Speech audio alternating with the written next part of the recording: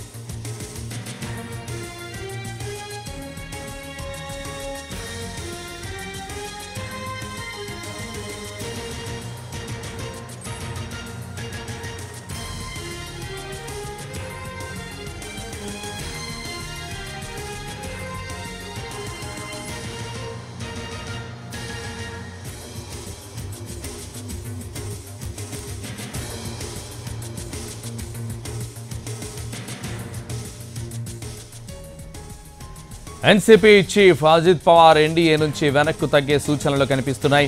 ఇవాళ సాయంత్రం జరిగే ఎన్డీఏ మీటింగ్కు అజిత్ పవార్ దూరంగా ఉంటున్నారు. ఎన్డీఏ మీటింగ్లో పాల్గొనేందుకు వెళ్లడం లేదని సమాచారం. ఇదే విషయానికి సంబంధించి మరింత సమాచారం మా ప్రతినిధి రాజు లైవ్లో అందిస్తారు. రాజు. ఎస్ సంతోష్, ఈరోజు సాయంత్రం 4 గంటలకు ఎన్డీఏ సమావేశం ప్రధాని నరేంద్ర మోడీ నివాసంలో జరగబోతుంది. ఈ సమావేశానికి ఎవరైతే ఇప్పటి వరకు అంటే ప్రత్యేకంగా ఎన్డీఏ కూటమిలో ఉన్నటువంటి పార్టీలకు సంబంధించినటువంటి ముఖ్య నేతలందరికీ కూడా ఆహ్వానం ఉంది.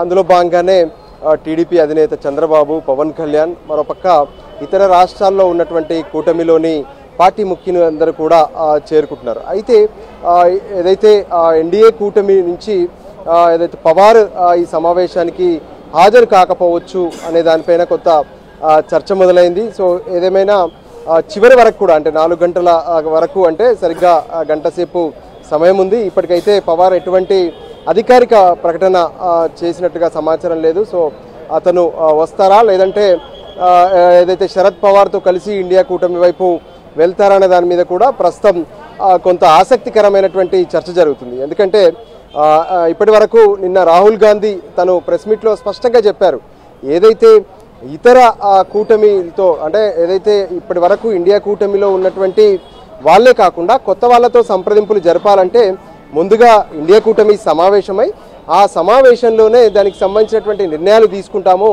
కొత్త వాళ్ళను తమ కూటమిలోనికి ఆహ్వానించాలంటే అని చెప్పి స్పష్టం చేశారు. సో దానికి అనుగుణంగా మరి ఈ పరిణామాలు ఎలా ఉండబోతున్నాయనేది 6 గంటలకు మరింత స్పష్టత వచ్చే అవకాశం కనిపిస్తుంది. 4 గంటలకు ఎన్డీఏ కూటమి సమావేశం ఉంటే 6 గంటలకు ఇండియా కూటమి సమావేశం కూడా ఢిల్లీలో ఉంది. సో ఈరోజు సమావేశాల మారతానే ఉందని చెప్పుకోవచ్చు. ఎందుకంటే కొత్త ప్రభుత్వం ఏర్పాటు పైన ఇప్పటికే ఆసక్తికరమైనటువంటి చర్చ కొనసాగుతూనే ఉంది.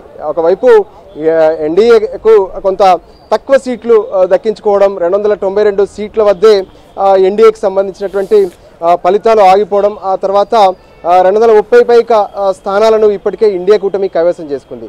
సో లెక్కలు కొంత తారుమారు చేస్తే ఖచ్చితంగా దీనికి సంబంధించి ఫలితాలు మారుతాయనే ఆలోచనతో ఇరు వర్గాలు కూడా కనిపిస్తున్నాయి. దానికి అనుగుణంగానే కొంత సమీకరణాలపైన కూడా దృష్టి పెట్టినట్టుగా తెలుస్తుంది.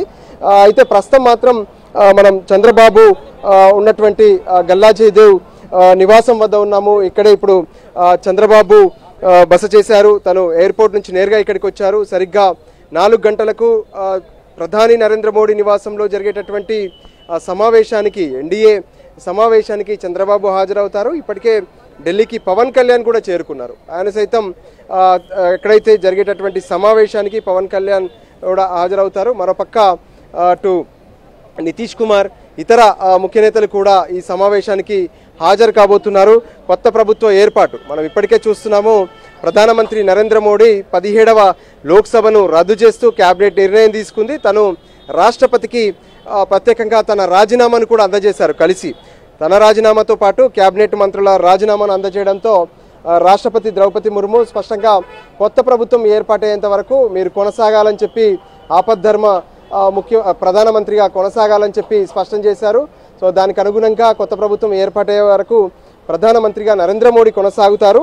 అయితే కొత్త ప్రభుత్వ ఏర్పాటు కోసం కూడా మరోపక్క ఎన్డీఏ కూటమి ఈరోజు జరిగేటటువంటి సమావేశంలో ఒక నిర్ణయం తీసుకోబోతుంది. తమ అభ్యర్థి ఎవరుంటారు ఏంటి అనే దాని మీద, అంటే ప్రధానిగా ఎవరుండబోతున్నారు అనే దాని మీద లాంఛన ప్రయాణంగా ప్రత్యేకంగా నరేంద్ర మోడీ పేరునే అందరూ ఒప్పుకునే అవకాశం కనిపిస్తుంది. ఎన్డీఏ కూటమిలో ఈ నిర్ణయం తీసుకున్న తర్వాత 7వ తేదీన అంటే ఎల్లుండి ప్రత్యేకంగా ఢిల్లీలో బీజేపీ పార్లమెంటరీ సమావేశం జరగబోతుంది. ఆ సమావేశానికి కొత్తగా ఎన్నికైనటువంటి ఎంపీలందరూ కూడా హాజరవుతారు.